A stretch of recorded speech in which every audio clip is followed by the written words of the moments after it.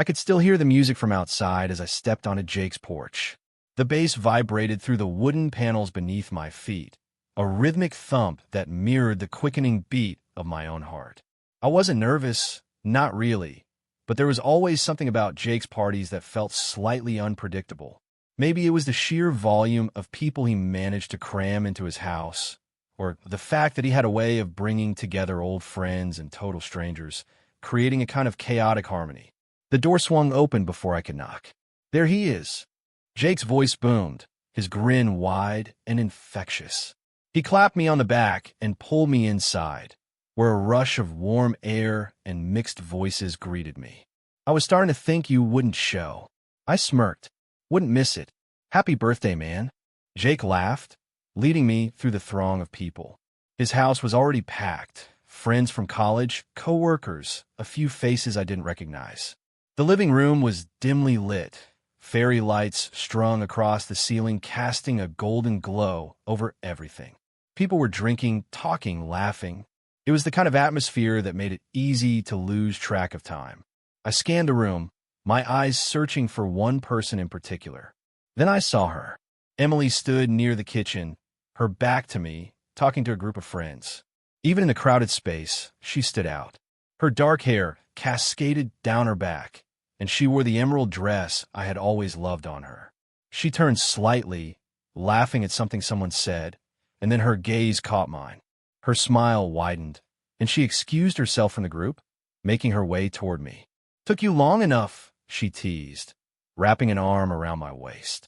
Her lips brushed against my cheek. "I was starting to think you got lost. Just giving you time to miss me," I joked, slipping an arm around her. Jake reappeared, holding out drinks for both of us.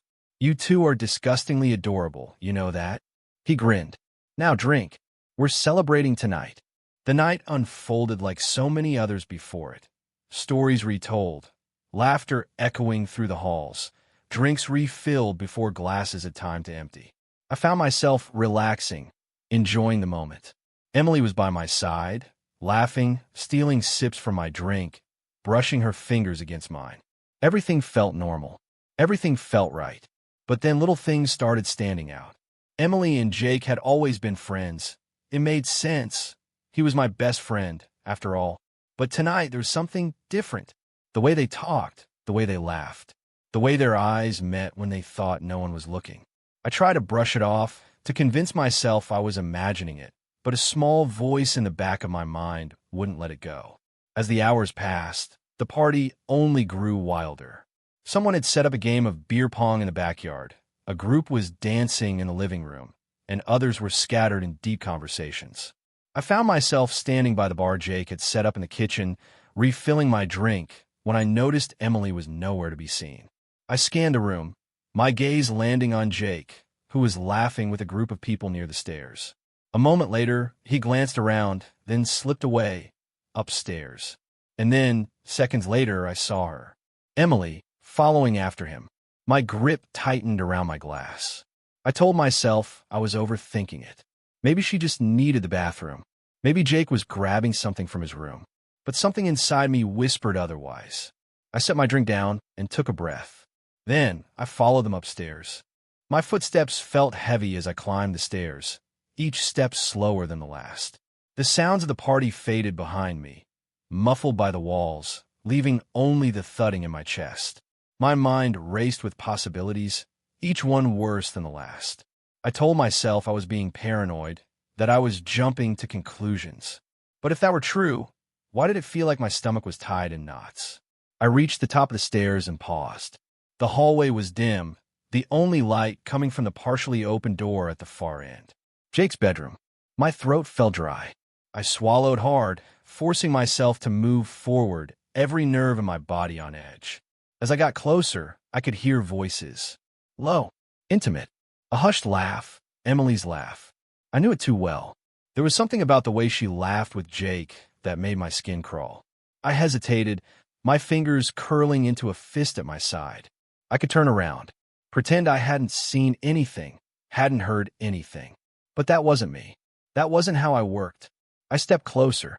The door wasn't completely shut, just a crack open. Enough for me to see the edge of the bed, the dim light casting long shadows on the walls. My breath caught as I saw movement. Emily, standing close to Jake, her hand on his arm. His face was unreadable, but he wasn't pushing her away. I should have burst in right then and there. Should have demanded an explanation. But instead, I stood frozen, watching as everything I thought I knew unraveled before my eyes. Emily's voice was soft. "I don't know what to do," she murmured, her fingers tightening around Jake's sleeve. "I feel so confused." Jake sighed, running a hand through his hair. "I know. Me too. Me too." The words sent a jolt through me, like a slap to the face. I turned on my heel and walked away, my mind spinning. I didn't want to hear anymore. Couldn't. Whatever was happening between them, it wasn't innocent. It wasn't just in my head. I made my way downstairs, grabbing another drink, even though my stomach churned. The party carried on around me, oblivious to the storm raging inside me. I forced a smile, nodding along to conversations I wasn't really hearing, all while one thought repeated over and over in my head. Something was going on between my best friend and my wife, and I was going to find out the truth. The night dragged on. I lingered at the edges of conversations, watching them, noting every glance, every subtle movement. Emily reappeared, her smile in place, her laugh just as effortless as before. Jake was the same, his usual charming, confident self. But to me, everything had shifted. Every moment between them felt like a silent message meant only for the two of them. I decided I needed proof.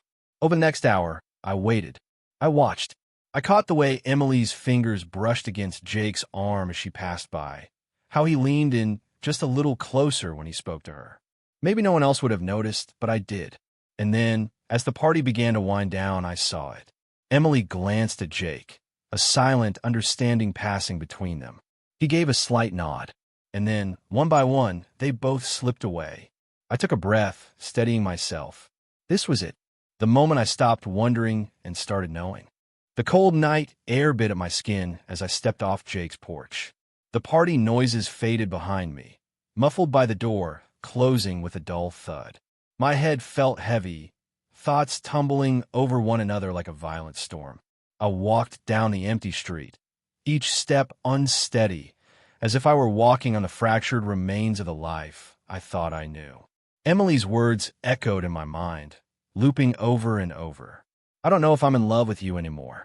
The weight of them was unbearable. I had expected anger, confrontation, maybe even betrayal. But uncertainty? That was something I hadn't been prepared for. I found myself at the park near our apartment. The swings swayed slightly in the breeze, creaking as if whispering secrets into the night. I sat down on one, gripping the metal chains so tightly my knuckles turned white. I needed to think. I needed to breathe. And then, something inside me shifted.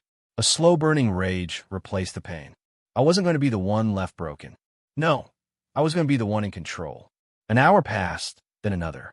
My phone buzzed multiple times. Calls from Emily, texts from Jake. I ignored them all. What would they say that would make a difference? Nothing could undo what had been said. Eventually, exhaustion won.